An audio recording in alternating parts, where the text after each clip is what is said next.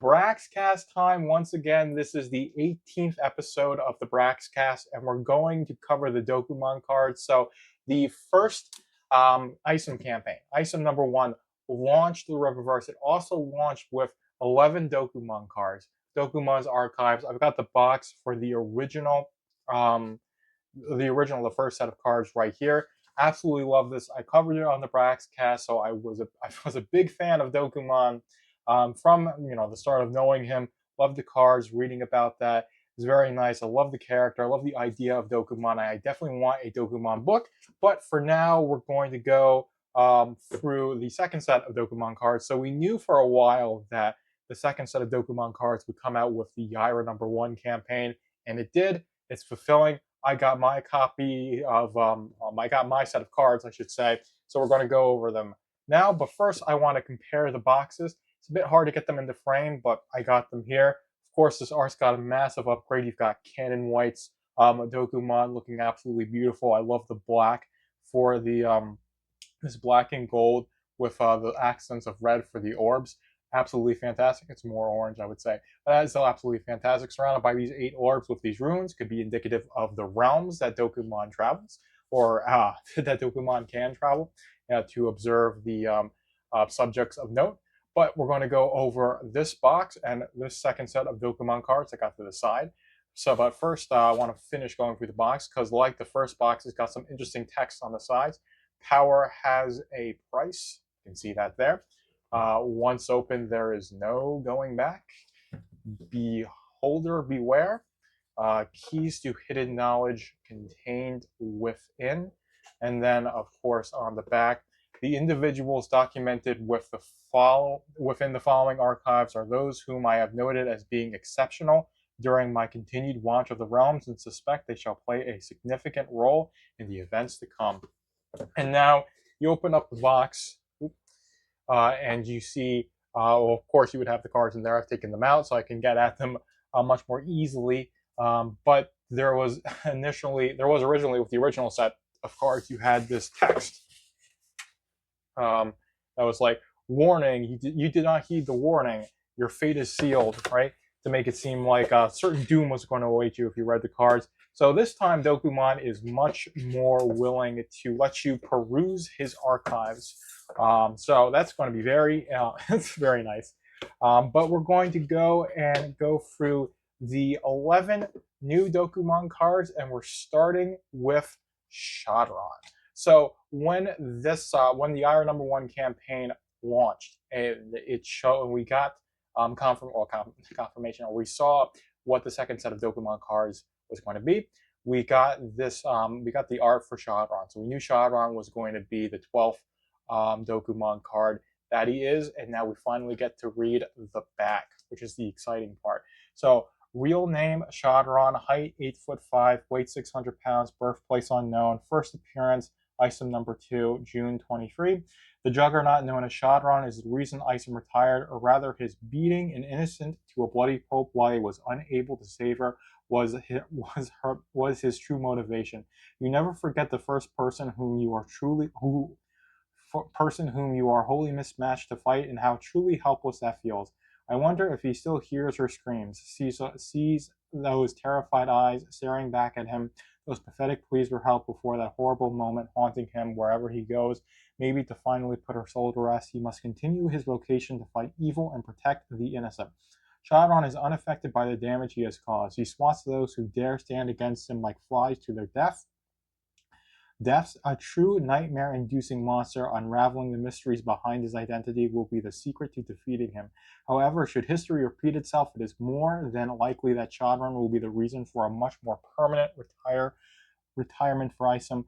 Power observation, nearly invulnerable to physical attacks. He seems more surprised than anything when he is attacked. He speaks an otherworldly language that hides his true motivations. Considering his unspeakably savage actions in going after his targets, he is pure evil. One might even say demonic. He can easily crush an XF skull with one hand. It doesn't morally affect him to kill a woman. He enjoys it. Curiously, his hair appears to be impenetrable. So there's not much information. It's more about how Isom was affected by Shodron, but we do get a little bit of information there that I think is interesting. And again, it's really hard to show the lenticular effect of these cars, but I think of this set, Shodron's lenticular effect, like the background really strikes out, has a lot of depth on this card. So I think Shodron's card from that perspective is the best in terms of the lenticular effect. But next up, we have Sydney Bloodroof. And this one is an absolute banger. Again, it's hard to depict the lenticular effect, but she's got she's got her shadow walls. She's got the dragon behind her. It's got a cool lenticular effect.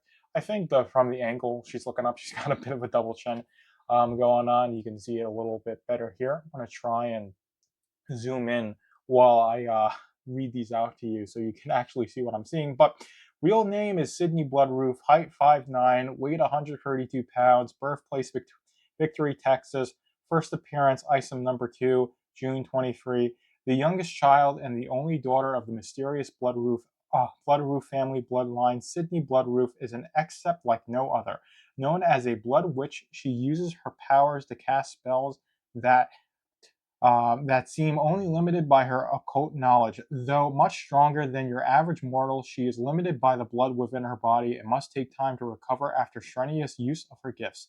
Sydney fascinates me as she is one of the few who know of and has traveled to different planes of existence like me. She doesn't trust easily, but has gained the respect of 2 shadow wolves and a dragon, which appear to be treasures kept from her otherworldly travels. She recently left her home in favor of an enigmatic magical castle in Flores Park. After a family tragedy, I must keep an eye on her, as her unexpected arrival may change everything. So blood magic that is limited to the amount of blood in her body. Bloodroof can manipulate her own blood, most often emitting from beneath her nail beds and releasing from her fingertips. The limits and extent of these abilities are still a mystery to me, but I have witnessed her using her blood to light up her path, cast spells, and create solid objects. I have also seen her use her powers on the blood of others to learn their secrets. How I long to learn hers.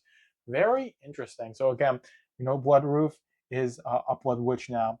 We know that she is a family of witches. So again, Bloodroof did not gain her powers. She was born with them. And she's recently undergone a family tragedy. So I imagine that'll be a subject in Bloodroof number 1. So it just makes me very excited to read Bloodroof number 1, having read this card. And again, Dokumaan'S can travel through planes of existence, so can Bloodroof. So it's very interesting. She does mention in ISOM number 2 about there being different planes of existence. That's where the devlings come from. But we're moving right ahead to the 14th card. So this is Samford Willard. So I floated out the theory of Samford Willard being the Horseman.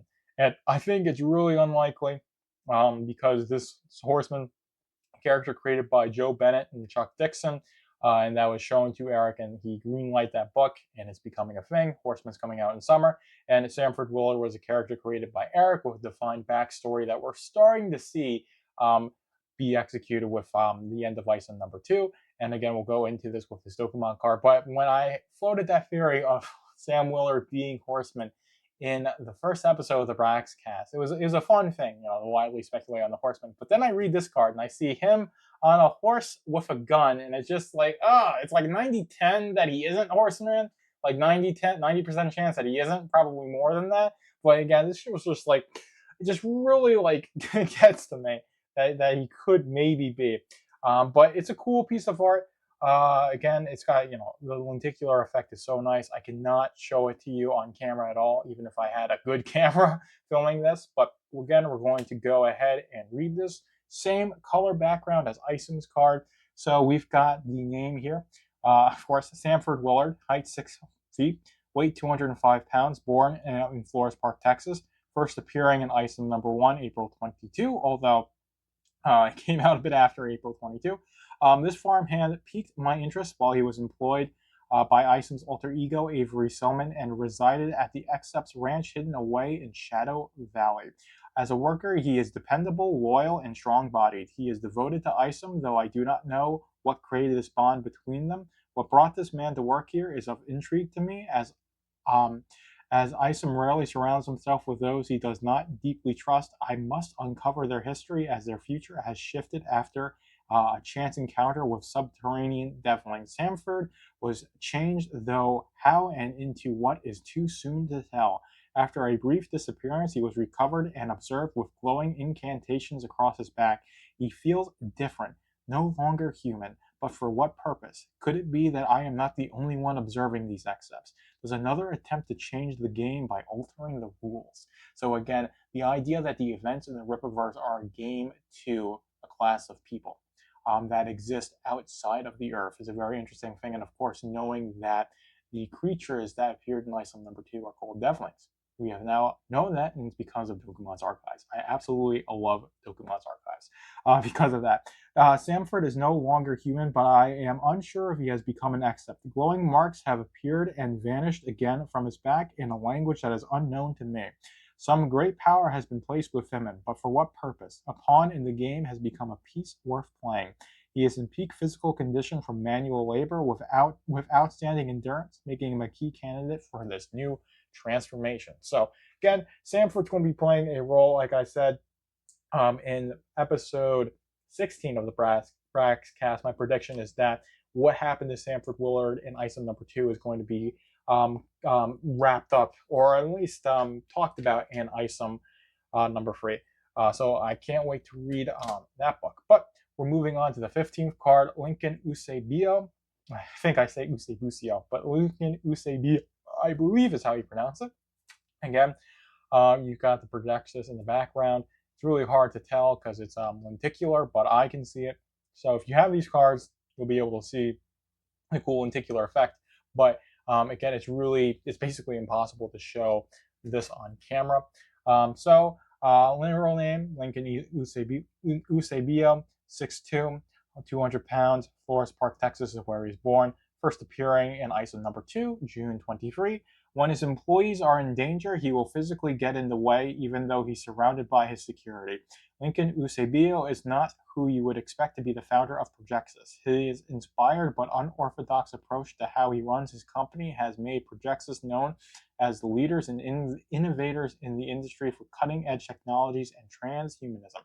What could be more important to those without superhuman abilities themselves during such uncertain times? Lincoln is a futurist and philanthropist on the surface, but the world-changing actions of Projexis seem to be more self-serving. Corporations work outside borders with the cooperation of different countries, governments, and with different countries, and Projexis is making a lot of friends. The only question is why. A man full of dreams and ambition. I wonder what the source of his evidence of his endless financial resources is. Who are his allies? And what are their interests? Genius levels of intelligence matched with what seems like a military level of training. He shows no signs of being an except, but what he lacks in superhuman powers, he makes up for in tech and resourcefulness. Lincoln has all of Projexis and his massive wealth, which allows him to live like a king as a titan of industry. So again, this is very interesting. Lincoln Eusebio is not an except. So he had tech that allowed him to survive the car crash. So he was set up by one of his guards, crashed into a car, or crashed into like a pole or something. He was able to get out and survive, and it's probably because he's got all this tech that allows him to be basically superhuman, even though he is not superhuman. But we're going into the 16th card. We've got Galvin's card. Very nice. Again, I like the lenticular effects. Like I said, I think Shadron of all these is the absolute best. This one is just, kind of makes, his hands look like they're not attached to his arms, but it's still pretty cool. Again, all this art is great. Will Conrad did all this art, did a fantastic job doing this art. But we're reading Galvin's card. Galvin James, height 5'10", weight 165 pounds, born in Forest Park, Texas. First appearance, Alpha Core number 1, November 23. This accept is extremely dangerous. Given his commendable powers and Galvin's willingness to lend them out to whoever is happy to pay him handsomely. A simple-minded creature, Galvin is prone to manipulation and emotional outbursts that bring him much unwanted attention and trouble. He became of interest to me when a run-in with the law pitted him against Braxwell of the Alpha Corps, a battle he was destined to lose. However, Galvin is resourceful as he found himself in the employ of one Michael Copper. Galvin may be a pawn, but his incredible shock powers and abilities to emit stored energy from within his body through his fingertips will keep him as a main player in this grand game. Unlike others I have observed, he has no morals, making him a lethal and chaotic wild card indeed. Galvin is able to transmit powerful electrical energy in surges from his fingertips. The colors vary. I wonder what the meaning is behind this and how it affects his powers. He is not, however, able to create electricity. Galvin must come into contact with a direct source of energy to be able to use his gifts. So again, quite interesting. It doesn't really give us much more information than we already know, but Galvin is his first name. His last name is James. Pretty interesting. I guess not the most interesting thing, but again, interesting to me as a super fan of all this stuff. So it's just nice to have like all this information. But next up, we've got Billy Bob, also appearing in Alpha Core #1. Again, it's cool lenticular effect. I always like these cards for the lenticular design. They feel just as nice as the first set, just as big. I really want Dokumaan'S Archives to be an ongoing thing. Also want Dokumaan'S book. Come on, guys, you got to get on that. But we're going on to the next set, or this next back card here, 17. Billy Bob. His real name is Billy Bob Quinn. His height is 6'7". Weight is 420 pounds. Born in Flores Park, Texas. First appearing in Alpha Core #1. The Except, the hillbilly man simply named Billy Bob Quinn, captured my curiosity after a recent match with none other than Alpha Core's leader, Brian Solari. He was amazingly able to hold his own with his extraordinary fire powers. He can emit flames of extreme degrees from the palms of his hand, strong enough to stop Solari in his tracks. Billy Bob rents out his awesome abilities, and his powers are at the disposal of the highest bidder. It appears someone he refers to as Grandma is the one overseeing setting up his jobs. Is that his grandmother? They live together in a trailer on the outskirts of the city. I almost feel sorry for the man. Perhaps under different circumstances, he could just as easily been led to the side of the angels. I will continue to monitor his path, for this fiery fighter will prove difficult to extinguish. Power observation. Billy Bob shoots incredible flames from his hands and can withstand great heat himself. However, he is limited by the laws of physics and cannot create his fire without the presence of oxygen. And that's how Billy Bob was defeated in Alpha Core #1. He was locked in a vault. The vault was started with oxygen. He was extinguished, and they were able to get Billy Bob back in prison. So that was Billy Bob's card. Very interesting indeed. We're moving on to Mick Davies. So Sergeant Mick Davies appears in ISOM #1 first. Didn't know his name to be Mick Davies. You had to get the concept art book to get that information. But if you got the second set of Dokuman cards, now you know about Mick Davies being Mick Davies. So his real name is Mick Davies. Height is 6 foot, 210 pounds. Born in Flores Park. Again, first appearance in ISOM #1. The human long arm of the law, Mick Davies has his hands full dealing with the growing exit population of Flores Park and the trouble they can bring with them. Mick Davies is a decorated officer, loved by citizens but feared by his fellow officers. He has already had encounters with numerous excepts, but wisely worked with the Alpha Core in more direct conflicts. Mick Davies does not appear to be an except, although his leadership, powers of deduction, and critical thinking make him a worthy opponent. He is likely to have more encounters with excepts, as those with power are often happy to follow their own laws. A police sergeant who is not afraid to lay down the law with excepts and officers alike, Mick Davies and his forces work diligently to keep the citizens safe and deter excepts from running unchecked in Flores Park. Mick Davies has never shown any suggestion of acceptability, though he is fearless when facing them. Is he determined to die in the line of duty, or does he have some unknown advantage against the growing accept threat? He is a skilled officer and a resilient, resourceful detective. So, very nice card. Again, we're moving to the end. Stefania. So Stefania appears in Yaira #1. And we're going to go into, of course, the back of Yaira #1. And again, I'd say this is probably one of the more, boring ones in terms of the lenticular design. Like I said, Shadron's is the best. But with Stefania, I do think Stefania and Yaira are blood related. So again, this is, I guess, spoilers for Yaira number one. She appears in Yaira number one, ends up joining with the Alpha Core because she gets Yaira's powers, and I do think that Yaira is able to know her grandmother, her abuela, because um, they're related. So Yaira has 7 children with a man named Dor. Ancient Nordic times, she lands in like Iceland, something like that. And she has 7 children with Gorman. Of course, over like hundreds of years, because she left when her grandchildren died, left before the great grandchildren started dying. She has a very much so a long lineage. And when she's talking to Carmen, Carmen mentions that her great grandmother told her of the story of Yaira. How would you know about the story of Yaira if you knew someone that actually met Yaira, i.e., one of her children? So I definitely think Stefania and Yaira are blood related. That's my little, I would say, theory there. But we're going to go into her Dokuman card. Her real name, Stefania Martinez, height 5'6", birthplace Forest Park, Texas, first appearance Yaira number one. Who is the street thug possessing the same powers as Yaira? Has she been cursed to draw the witch out, or is she connected in some far deeper way? Stefania is too young to know the consequences of her actions, already a violent gangster at such an early age, but she wears a cross. Does she realize the hypocrisy of her actions, or is she destined to use that blood first on the side of the angels? Only time will tell.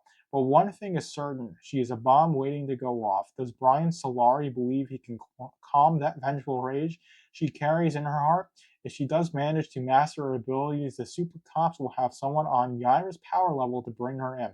It is unusual for them to take a criminal into their ranks, but I am sure she will be exceedingly popular amongst the Alpha Corps.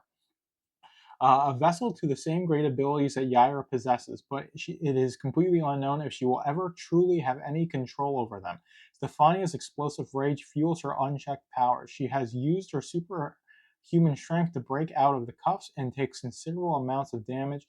She took a direct hit from Yaira and stood back up. Some training could hone that killer instinct she developed as a criminal on the street. So again, not Yaira, Stefania is going to be a very interesting character. And when I got to the end of not Isom, Yaira number one, I was really excited to read Alpha Core number two because of this dynamic that Stefania is going to have with the trio of the Alpha Core we've come to know through Alpha Core number one primarily, very tiny bit in Isom 1 and 2.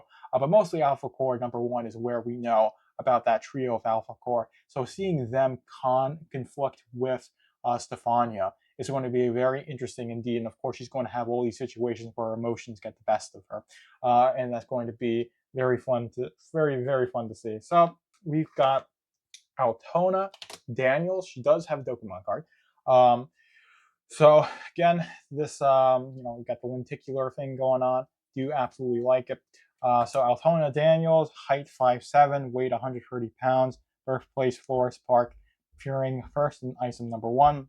While not an except herself, Altona Daniels is of great interest to me as she is the sister of Avery Solman, the except known to me as Isom, who she seems to call in to aid her. However, it is unclear to what degree she is aware of his extracurricular activities or how much she knows about her own family history. Despite being human, she shows exceptional character and strength of will. Altona carries a position of significant importance at the corporation projects us.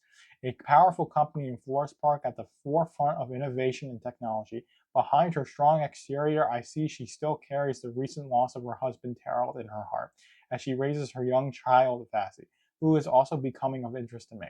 Will she take after her mother or grandmother? What a fascinating family.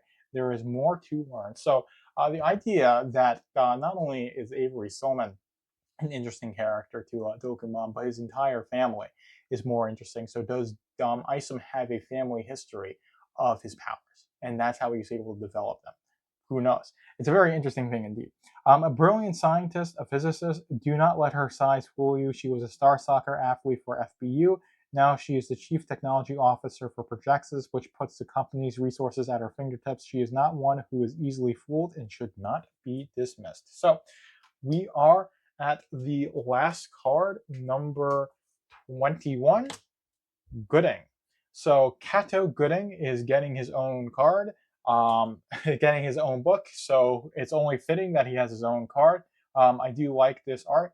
This was done. All these cards were done by Will Conrad, and I'm pretty sure he's confirmed to be the artist for all of the Dokuman cards going forward. Very exciting. Going to be very happy to see that because this art is fantastic, and he's also doing the art for Gooding. So he's got a lot of experience drawing Gooding. But we're going to dive right into this card. Real name, Kato Gooding. Height 5'11", weight 195 pounds, born in Flores Park, first appearing in Iceland #2. A hero for the common person during superpowered uncertain times, or an opportunistic businessman with a flair for invention. Gooding is the name and the man behind the full-service neighborhood future tech company. Gooding creates and maintains all of the robotics that army that are, I guess this is a bit of a typo here, that arms his various services. From home security to a full-on automated militia, anything to make you and your loved ones feel safe. I wonder if working with his own creations has affected his bedside manner, or if he has always seemed more comfortable with machines than people. He does not seem to be in Flores Park out of the kindness of his heart, but his unique skill set hints at a richer, more complicated history. He could be an accept or simply one of the most exceptionally gifted people at his craft. A dedicated investigator, Gooding guarantees once hired to solve the problem, which, with his specialized equipment, if he doesn't have the tool to do the job, he'll create it. A